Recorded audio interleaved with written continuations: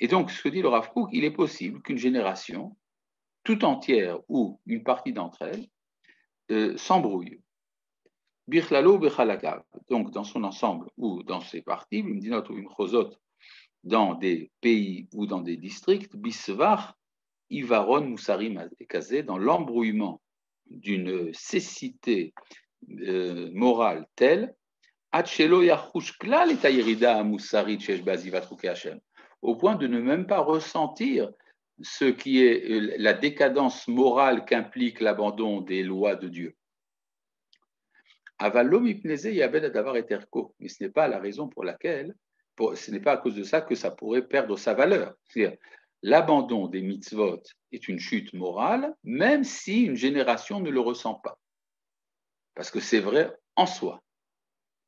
A teshuva, itamid muchachat lavo lidgalot. La teshuva doit nécessairement toujours venir et se révéler, qui a machala shel shichechat haolam haelohi, parce que la maladie de l'oubli du monde divin, lo tuchal lakachat ma'amad eitan beteva ha'adam, ne peut pas s'installer de manière puissante dans la nature de l'homme. Dimyona kema'ayan nirpash, c'est comme une source qui a été souillée, vechoser litzliluto, qui revient à sa limpidité. Il y a, aujourd'hui, on voit effectivement un phénomène assez intéressant, c'est que les religions sont en chute, c'est vrai, mais il y a une ascension de la soif spirituelle. Alors, comment exprimer cette spiritualité sans passer par le rituel des religions ? C'est une préoccupation permanente de beaucoup de personnes sincères sur le globe terrestre. Alors, certains disent, on va s'attacher au judaïsme, et certains disent, non, le judaïsme est décevant, il est comme toutes les autres religions.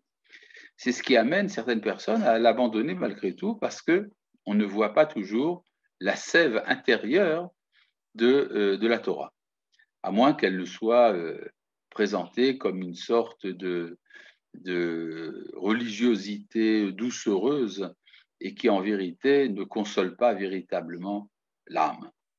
Et donc il y a une recherche qu'on trouve dans les mouvements New Age, une certaine fascination du bouddhisme ou de la méditation transcendantale, et tant d'autres choses, souvent mêlées de charlatanisme, pas toujours, mais souvent. Et donc ce que dit le Rav Kook, c'est que la soif spirituelle, elle, ne peut pas cesser. Donc elle implique la teshuva. Le Rav Kook va encore plus loin.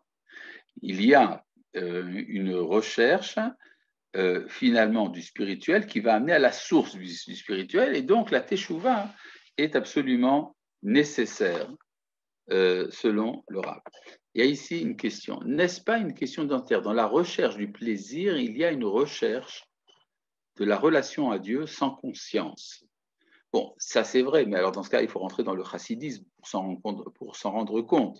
C'est-à-dire, on peut dire que dans la recherche du plaisir, il y a tout simplement le désespoir. Souvent, la recherche effrénée pour le plaisir immédiat, c'est d'essayer de trouver immédiatement un sens à une vie qui n'a plus trouvé de sens. Alors, ça ne veut pas dire que dans l'intériorité de cette recherche ne se cache pas une étincelle. C'est ça dont vous parlez dans votre question.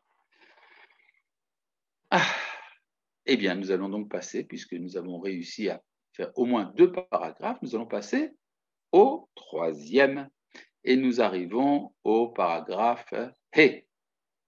Voilà. Bon, alors le paragraphe He est un paragraphe plus profond que les précédents.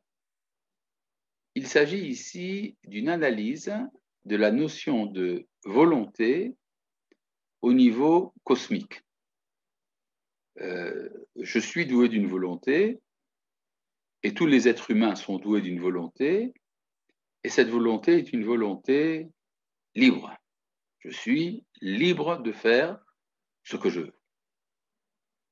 Le problème est de savoir quelle est l'origine de la liberté.